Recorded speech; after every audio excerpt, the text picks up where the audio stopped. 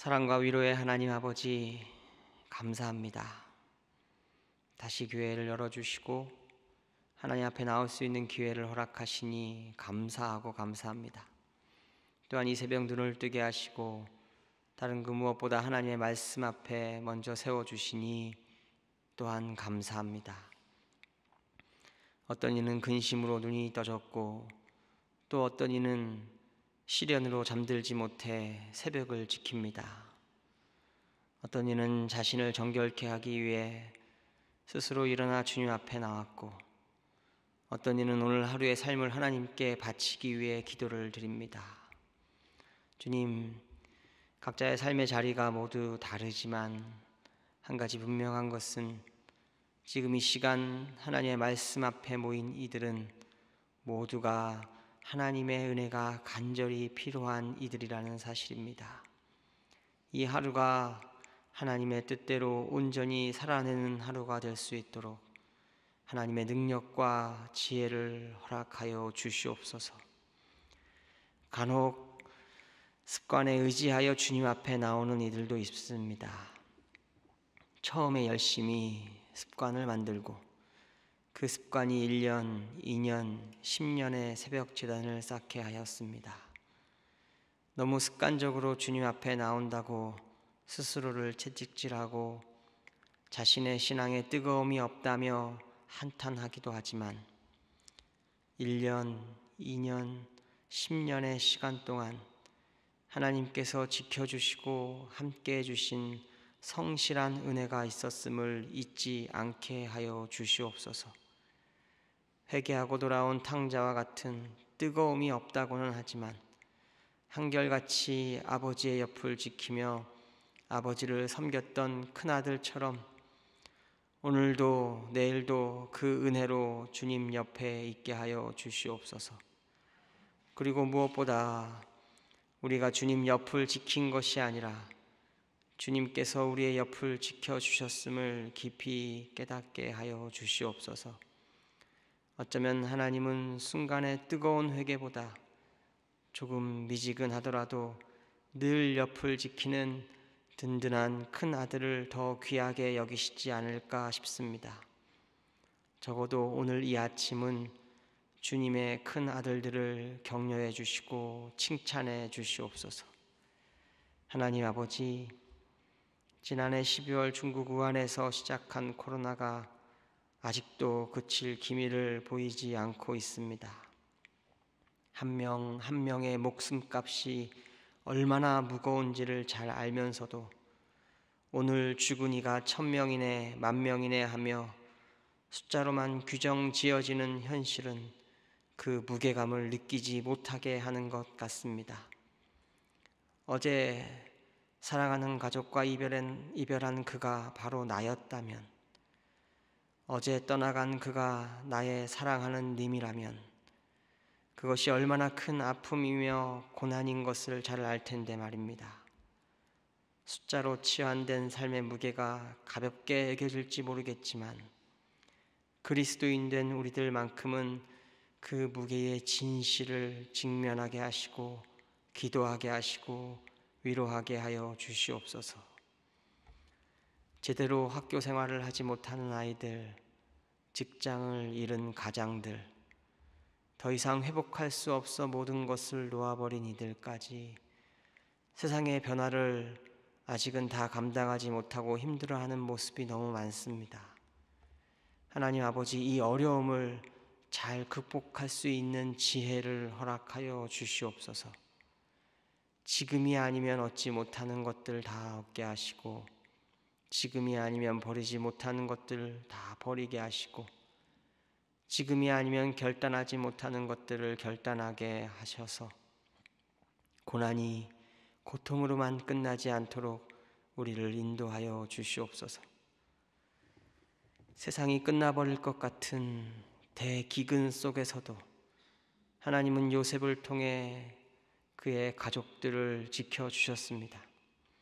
지금은 비록 모든 것이 불안정하고 불확실하여 솟아날 구멍을 찾지 못하고 있는 것 같지만 기도하는 이들을 통해 그리스도인들을 통해 세상이 함께 구원받을 길을 보여주실 줄 믿습니다. 빛 대신 주님, 우리를 인도하여 주시옵소서. 쌀쌀해지는 가을날입니다. 제코가 적절하고 그 어느 때보다 어려운 시국이기에 도움의 손길도 점점 메말라 갑니다. 그러나 주님, 보이지 않는 곳에서 익명의 헌신으로 여기저기 도움의 손길을 보내는 소망의 성도들이 있음을 또한 보게 됩니다. 자신도 어려운 처지에 있음에도 불구하고 남몰래 정성껏 헌금을 준비하여 하나님을 섬기는 마음으로 이웃을 섬기는 이들입니다. 나 하나의 욕심을 뛰어넘어 우리의 평안을 위해 애쓰는 이 시대의 요셉들을 굽어 살펴주시고 하나님의 다함이 없는 은혜를, 그 특별하고 특별한 은혜를 부어 주시옵소서. 그러한 익명의 헌신들이 모여 무너져가는 한국교회의 자리가 바로 세워지게 하시고 하나님의 이름이 거룩히 여김을 받게 하여 주시옵소서. 하나님 아버지, 17일부터 권사 후보자 교육이 시작됩니다. 또한 31일부터 서리집사 교육이 있습니다. 그저 시간이 흘렀기에 권사 되고 집사 되는 것은 아니게 하여 주시옵소서. 시간을 채웠기에 되는 자리가 아니라 시간과는 아무런 상관없이 하나님께서 친히 그 존재를 보시고 이제는 하나님의 일을 감당할 수 있겠다 판단하셔서 세워주시는 거룩하고 거룩한 자리가 되게 하여 주시옵소서. 흘러가면 되는 자리가 아니라 흘러가는 동안에 치열한 고뇌와 결단과 헌신을 통해 세워주시는 자리가 되게 하여 주시옵소서. 주님의 교회를 섬기고 주님의 이름으로 살아가기 위해 준비되는 자리가 되게 하여 주시옵소서. 섬김의 자리입니다. 그러나 섬김의 자리라 불리지 않게 하시고 대신 은혜 받는 자리로 불리게 하여 주시옵소서. 다른 그 누구보다 먼저, 다른 그 누구보다 많은 은혜가 채워지는 자리가 되게 하여 주시옵소서. 두렵고 떨리는 마음으로 시작하지만 결국은 평안과 은혜로 마무리 지어지는 자리가 되게 하여 주시옵소서. 하나님 아버지, 담임 목사님을 위해서 기도합니다. 교육 목회를 위해 지금도 교육부, 대학부, 청년부, 청년플러스, 재직교육부 담당 목사님들과 함께 수련회를 인도하고 계신 담임 목사님을 하나님께서 지혜로 붙잡아 주시옵소서. 모든 것이 새롭고 모든 것이 불확실한 이때에 그 어떤 것보다 당당하고 확실한 길을 보여주시고 우리 소망교회가 어떠한 방향으로 나아갈 것인지에 대해 분명하게 알고 이끌어 가시는 하나님의 사람 되게 하여 주시옵소서. 특별히 교육부를 위해 고민하고 기도하는 그 시간 하나님 찾아가셔서 소망교회의 교육을 새롭게 하는 온전한 은혜를 허락하여 주시옵소서. 소망의 식구들을 위해 기도합니다. 특히 오늘의 소망교회를 있을 수 있도록 일생을 헌신하신 믿음의 선배님들을 위해 기도합니다. 나이 들어 매일을 불면의 밤으로 보내며 힘들어하는 권사님이 있습니다. 제대로 소화를 시키지 못해 먹는 것이 하나의 큰 일이 되어버린 권사님도 있습니다. 노년에 넘어지면서 크게 다쳐 병원에 입원했다가 어제 막 퇴원한 장로님도 있습니다. 항암 치료를 받고 있는 딸을 위해 끝없이 기도하는 어머니 집사님이 있고 혀 수술 후에 회복 중인 딸을 위해 기도하는 어머니 권사님이 있습니다. 먼저 간 남편을, 먼저 간 아내를 생각하며 힘들어하는 이들도 있습니다. 파킨슨과 치매로 고초를 겪고 있는 이들과 그 가정들까지 잘 들리지 않고 잘 보이지 않아 예배드리는 것조차도 너무나 힘겨운 산이 되어버린 이들이 있습니다. 주님을 위해 일평생을 달려 이곳까지 온 에베네셀의 자녀들입니다. 여기까지 지금까지 주님 돌보신 것처럼 지금의 아픔도 앞으로의 앞날도 모두 주님 손에 올려드립니다. 주님 받아주시고 날마다 함께 하시는 임마누엘의 은혜로 지켜주시옵소서. 회복과 행복의 은혜를 허락하여 주시옵소서. 이제 말씀을 받습니다. 하나님의 말씀을 통해 우리의 귀를 열어주시고 눈을 열어주시옵소서. 나의 눈으로는 볼 수 없고 나의 귀로는 들을 수 없는 진리를 주님의 말씀을 통해 보고 들을 수 있게 하여 주시옵소서. 이 아침 우리의 모든 마음이 한치 오차 없이 하나님께 이를 수 있는 신궁의 화살이 되기를 원합니다. 하나님께로만 이어진 철길 위에 우리의 마음을 올려놓을 수 있게 하옵소서. 빛 대신 주를 향할 수만 있다면 몸을 휘는 고통이라도 당연히 감당하는 주 바라기 되기를 간절히 소망합니다. 오직 하나님께로만 이 하루를 인도하여 주옵소서.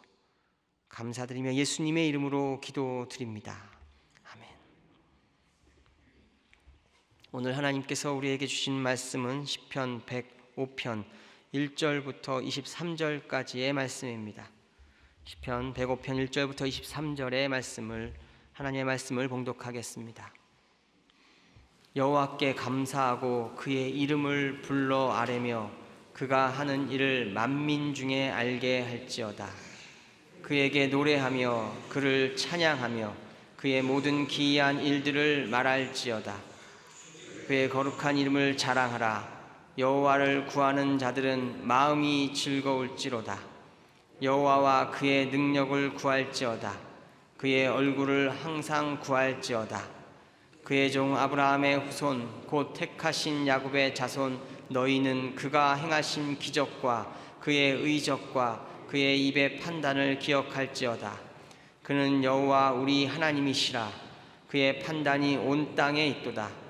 그는 그의 언약 곧 천대에 걸쳐 명령하신 말씀을 영원히 기억하셨으니 이것은 아브라함과 맺은 언약이고 이삭에게 하신 맹세이며 야곱에게 세우신 율례 곧 이스라엘에게 하신 영원한 언약이라.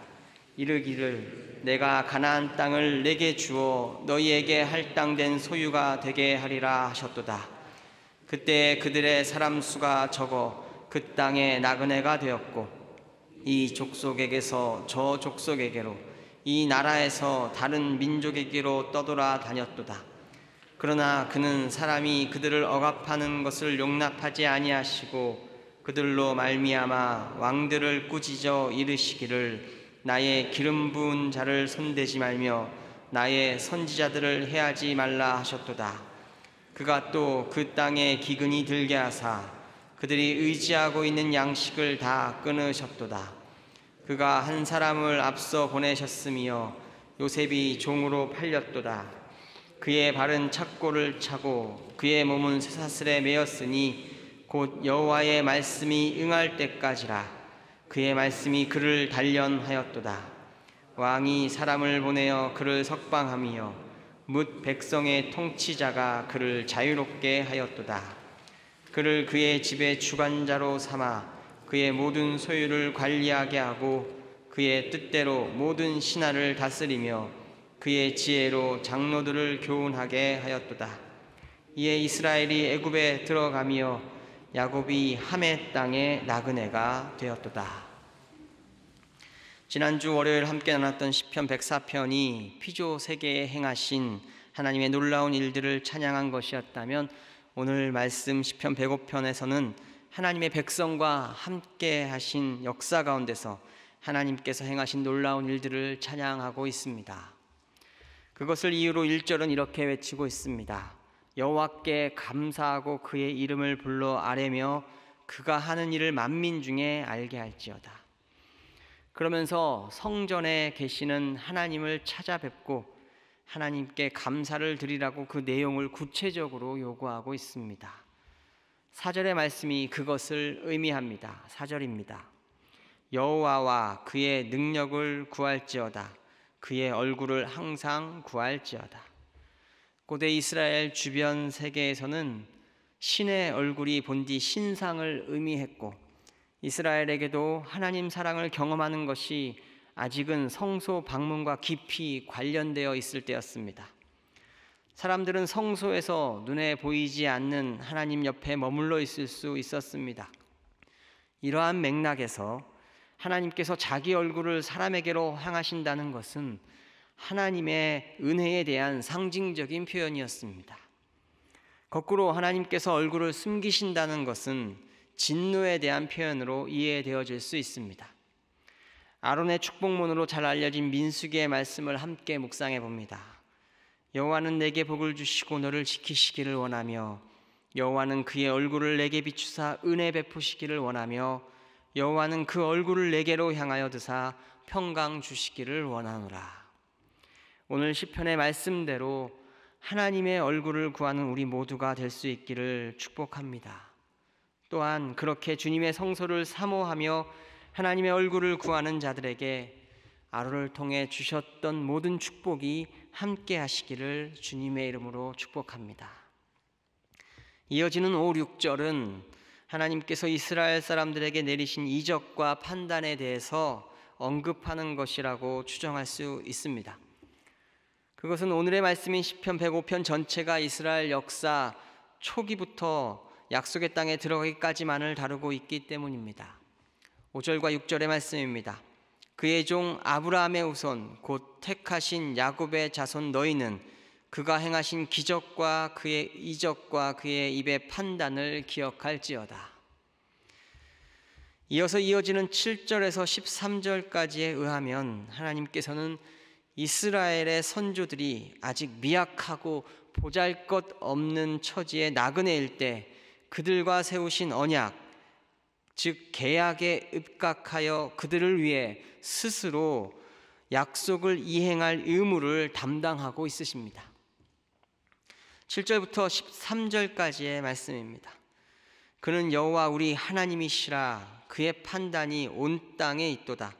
그는 그의 언약 곧 천대에 걸쳐 명령하신 말씀을 영원히 기억하셨으니 이것은 아브라함과 맺은 언약이고 이삭에게 하신 맹세이며 야곱에게 세우신 율례 곧 이스라엘에게 하신 영원한 언약이라. 이르시기를 내가 가나안 땅을 내게 주어 너희에게 할당된 소유가 되게 하리라 하셨도다. 그때에 그들의 수가 적어 그 땅에 나그네가 되었고 이 족속에게서 저 족속에게로 이 나라에서 다른 민족에게로 떠돌아 다녔도다. 하나님께서 이스라엘 백성들을 수직적이고 일방적인 명령이라는 수단으로 다스리지 않으시고 언약 즉 쌍방적이고 일정 부분 수평적이기까지 한 관계로서 그들을 사랑하시며 다스리심에 대해서는 깊이 묵상할 필요가 있습니다. 그것이 비록 봉신관계에 대한 계약이라 할지라도 마찬가지입니다. 천지를 만드시고 역사를 주관하시는 하나님께서 인간들 중에서도 아직은 미약하고 보잘것없어 보이는 아브라함과 이삭과 야곱을 부르셔서 언약, 계약을 체결하시고 그것에 따른 의무를 스스로에게 부여하십니다. 설령 그것이 아브라함과 같은 작은 사람이 아니라 이 세상 최강의 제국이었다 할지라도 달라질 것은 없습니다. 감히 하나님이 인간을 선택하시고 언약의 형식을 빌려 관계를 맺으셨습니다. 이 자체만으로도 한없는 은혜입니다. 그리고 그 은혜의 자락을 이어받아 우리까지도 그 언약에 함께 참여하고 있습니다. 이어지는 14절과 15절의 말씀은 선조들을 직접적으로 보호하시는 여러 사건들을 떠올리게 합니다. 그러나 그는 사람이 그들을 억압하는 것을 용납하지 아니하시고 그들로 말미암아 왕들을 꾸짖어 이르시기를 나의 기름 부은 자를 손대지 말며 나의 선지자들을 해하지 말라 하셨도다. 아브라함과 사라를 보호하시기 위해 아비멜렉의 꿈에 나타나셨던 하나님의 사건이 기억납니다. 또 야곱을 살려주시기 위해 라반의 꿈에 나타나셨던 사건도 그렇습니다. 이어서 16절부터 이어지는 말씀은 요셉의 사건을 중심으로 서술하고 있습니다. 여기에서 중요한 것은 기근이나 요셉이 종으로 팔린 사건 등의 모든 것을 하나님의 주도적이고 계획적인 사건으로 묘사하고 있다는 점입니다. 모든 시련을 하나님께서는 도구로 삼으셔서 하나님의 뜻을 이루셨습니다. 더불어 모든 승리와 형통함도 하나님이 사용하시는 도구일 뿐임을 말하고 있습니다. 요셉이 잘나서가 아니라 하나님의 뜻으로 그를 애굽의 주권자 삼고 애굽이라는 제국을 하나님의 피조물로 활용하십니다.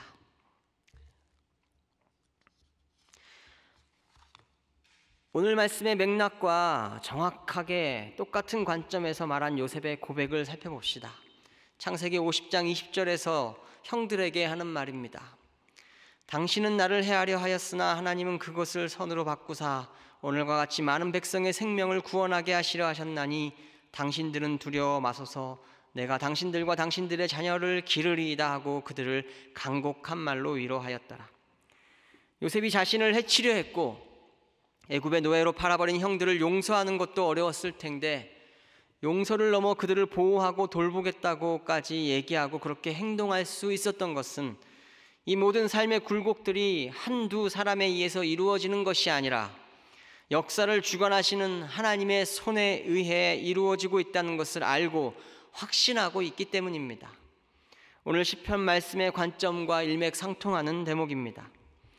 자신도 어려운 처지에 있음에도 불구하고 남몰래 정성껏 헌금을 준비해서 하나님을 섬기고 이웃을 섬기는 이들이 있습니다. 이 시대의 요셉들입니다. 나 하나의 욕심을 뛰어넘어 우리의 평안을 위해 애쓸 수 있는, 고난이 고난으로 끝나지 않는다는 것을 잘 알고 있기에 가능한 삶의 결단이 아닐까 싶습니다. 이것이 바로 우리 믿는 사람들과 믿지 않는 사람들의 가장 명확한 차이점입니다. 하나님의 사람들에게 있어서 시련의 의미는 세상 사람들에게 있어서 시련의 의미와는 완전히 다른 것입니다. 그리고 그 관점에 의해 우리의 삶도 완전히 달라지는 것입니다. 내게 주어진 시련이 나를 아프시게 하기 위해 하나님이 주신 벌이 아닐 수 있습니다. 여호와의 말씀이 응할 때까지 그의 말씀이 요셉을 단련하였더라.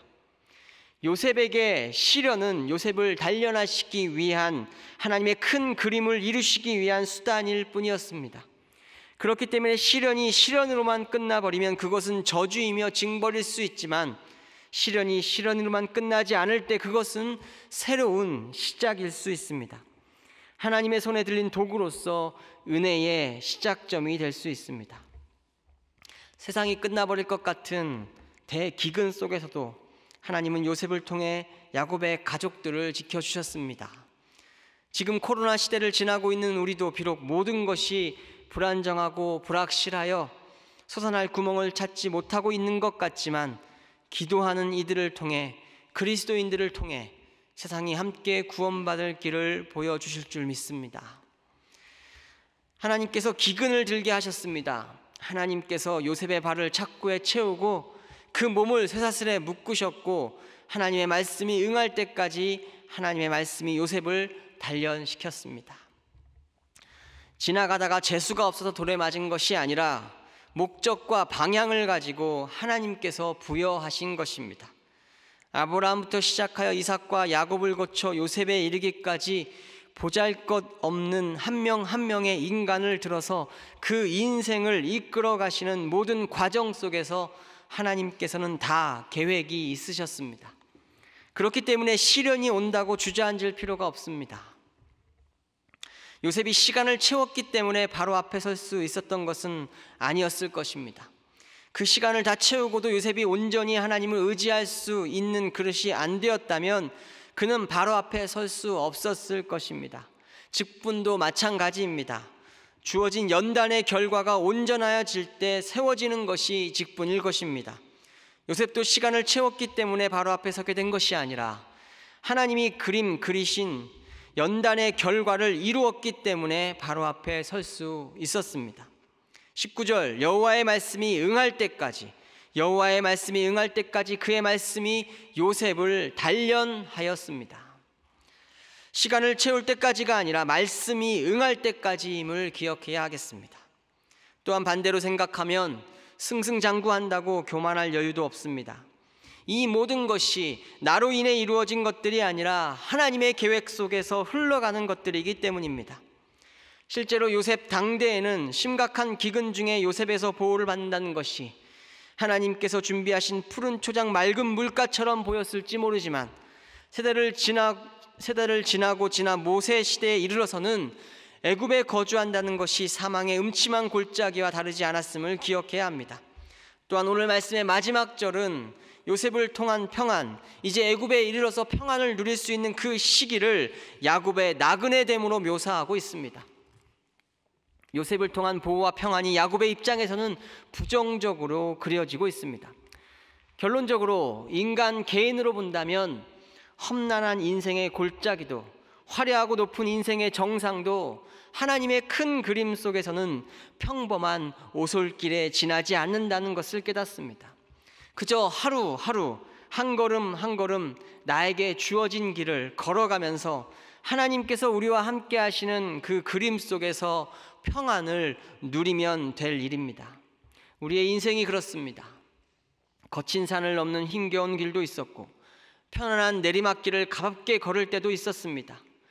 비 오는 오솔길을 홀로 걸으며 추위에 떨기도 했었고 따사로운 햇살의 아침길을 걸을 때도 있었습니다.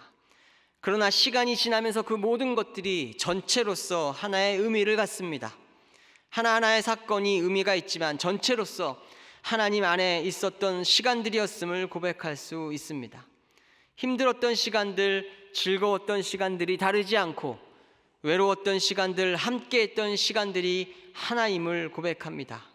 그저 하나님 안에 있으면 그것이면 충분합니다. 시련이 있다 해서 좌절하지 아니하고 무엇인가 자랑할 것이 있다 해서 교만하지 아니하고 하나님과 함께하는 충만한 하루를 누리는 저와 여러분 될 수 있기를 주님의 이름으로 축복합니다. 기도하겠습니다. 하늘에 계신 우리 아버지, 아버지의 이름을 거룩하게 하시며 아버지의 나라가 오게 하시며 아버지의 뜻이 하늘에서와 같이 땅에서도 이루어지게 하소서. 오늘 우리에게 일용할 양식을 주시고 우리가 우리에게 잘못한 사람을 용서하여 준 것 같이 우리 죄를 용서하여 주시고 우리를 시험에 빠지지 않게 하시고 악에서 구하소서. 나라와 권능과 영광이 영원히 아버지의 것입니다.